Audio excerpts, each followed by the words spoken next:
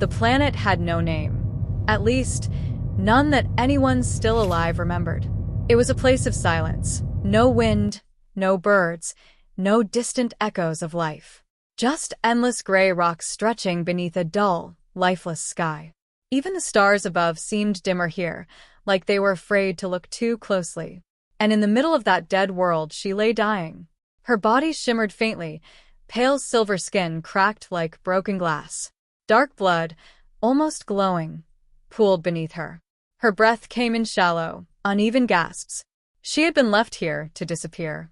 Forgotten. Abandoned. Waiting for the end. Then something moved in the distance. Footsteps. Slow. Careful. Human. Set up.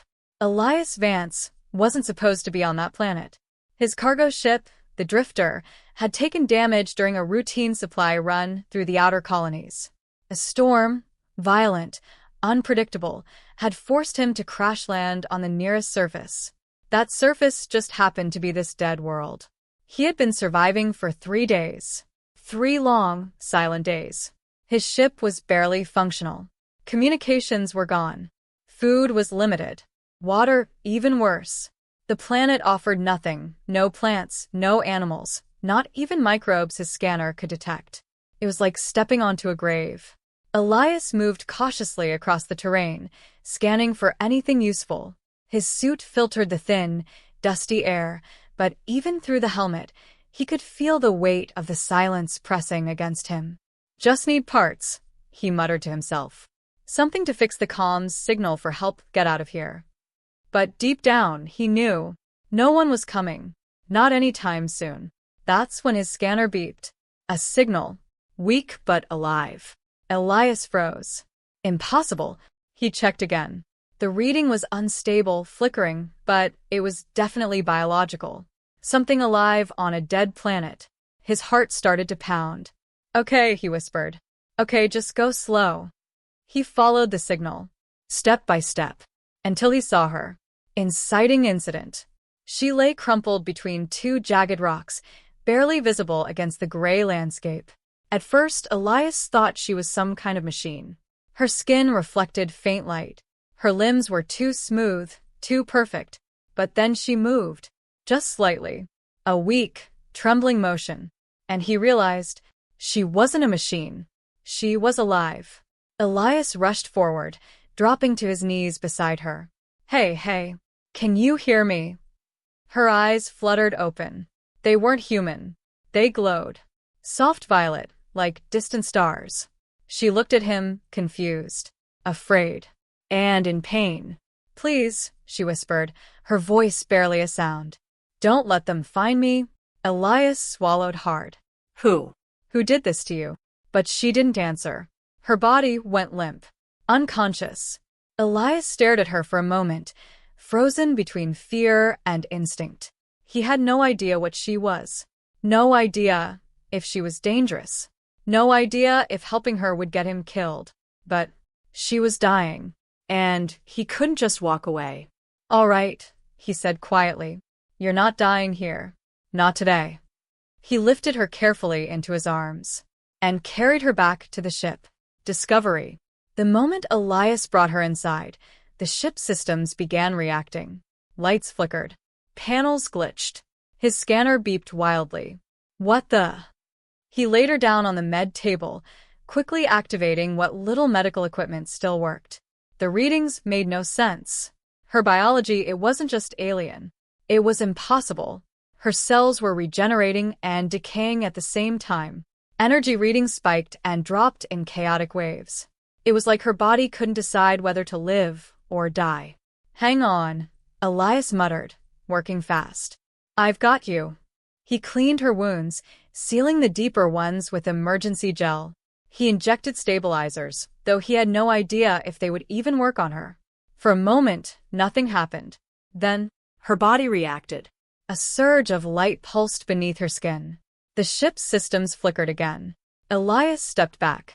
Okay, definitely not normal. Her breathing steadied just slightly. Alive. Barely. He exhaled slowly. Good. That's good.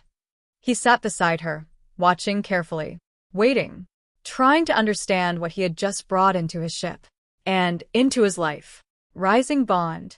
She woke up hours later.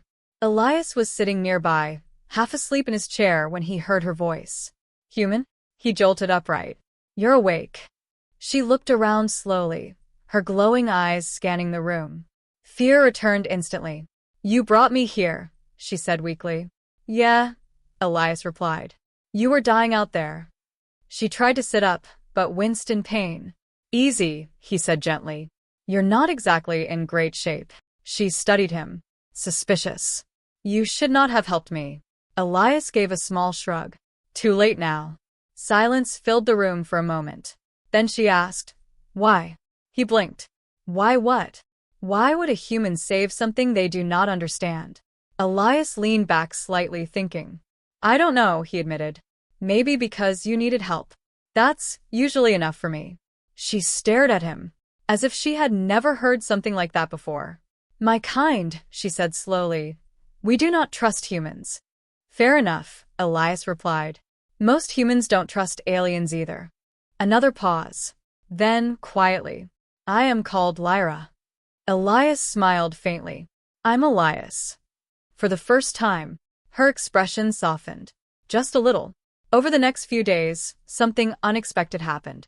She didn't die. In fact, she began to heal. Faster than anything Elias had ever seen.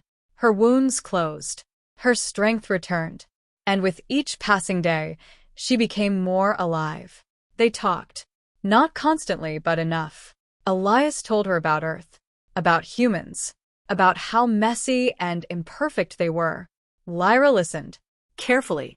As if every word mattered. In return, she revealed little. Fragments. Hints. My people were hunted, she said one night. By who? She hesitated. Everyone. Elias frowned. That bad. She nodded. We are feared. Why? She looked at him. And for a moment, her glowing eyes dimmed with something like sadness. Because of what we can become. Twist. It happened without warning. A signal. A powerful one. Elias's ship lit up with alarms. Unknown vessels approaching, the system crackled. Elias rushed to the controls. Ships. Multiple. Military grade. Fast. Lyra, he said sharply. You expecting company? She stood behind him, her expression turning cold. They found me. Who? Her voice dropped. The ones who tried to kill me. Elias's stomach tightened. How many? Enough. The ships closed in quickly. Weapons armed. Target locked. Great, Elias muttered. Just great. He turned to her. Okay, new plan. We run. But Lyra didn't move. They will not let you leave. Then we fight. You cannot win. Elias gave a tight smile. Yeah, well, I've heard that before. She stepped closer. And for the first time, he felt it. The energy. Radiating from her. Powerful. Ancient. Terrifying. You still do not understand, she said softly. Then help me understand. She looked at him. Really looked at him. And then she said the truth. I am not just one of my kind. A pause. I am their queen. Elias blinked. Oh. Another pause. Okay. That's not great. Her eyes burned brighter now. If they capture me, they will use me. Turn me into a weapon. And if they don't, they will destroy this entire system to ensure I never return. Elias exhaled slowly. Right. No pressure, then. Conflict. The first blast hit the ship's shields. They barely held. Elias gripped the controls. Okay, Queen, he said.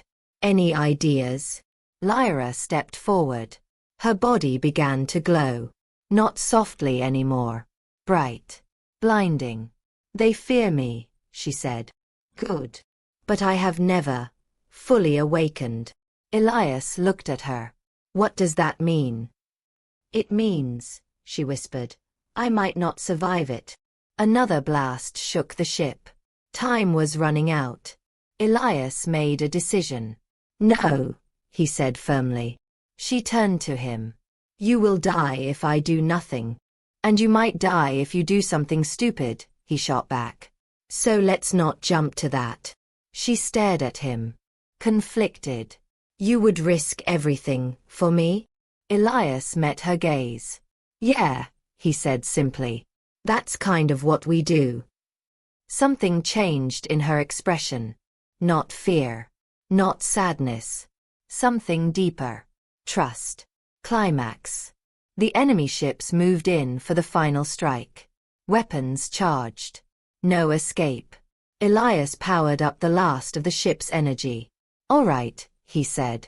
If we're going out, we're not going quietly. Lyra stepped beside him. Her hand reached for his. Warm. Alive. Elias. He glanced at her. Yeah. Thank you. Then. She let go. And stepped forward. Her body erupted with light. Not just bright. Impossible. The ship shook violently as energy surged through it. Outside, space itself seemed to bend. The attacking ships hesitated. Too late. Lyra rose into the air. Her form changing. Expanding. Becoming something far beyond human. Or alien. Something ancient. Her voice echoed, not through sound, but through space itself. I will not be hunted. Anymore. The fleet opened fire. It didn't matter. The light consumed everything. Ships, weapons, silence itself. Gone. In a single, breathtaking moment. Resolution. When the light faded, the sky was empty. The enemy fleet, gone. Elias stumbled out of the ship, staring in disbelief. Lyra. No answer. Then. A figure appeared. Falling. He ran forward, catching her just before she hit the ground. She was back to normal. Weak. Barely conscious. But alive. Hey, he said softly. Easy. You're okay. Her eyes opened slightly. You stayed. Of course I did. A faint smile touched her lips. Humans. Elias chuckled. Yeah. We're stubborn like that. Ending. Days later, the rescue signal finally worked. Help arrived. Elias stood at the edge of the landing zone. Lyra beside him. Stronger now. Changed. Will you go back? He asked. She looked at the stars. My people need me. He nodded. Figured. She turned to him. And you? Elias smiled. I've got a ship to fix. A life to get back to. A pause. Then she stepped closer. Your kind is different than I was told. Elias shrugged. We surprise people. She reached out, touching his hand one last time. Because of you, she said softly, I chose to live, not as a weapon, but as a queen. Elias met her gaze. Good. She stepped back. Light began to surround her again. Gentler this time. Peaceful. Goodbye, Elias. Goodbye, Lyra. And then she was gone. Vanished into the stars. Elias stood there for a long time, watching the empty sky, on a planet that was no longer silent. Because sometimes, all it takes is one human, to change the fate of a queen. Forever.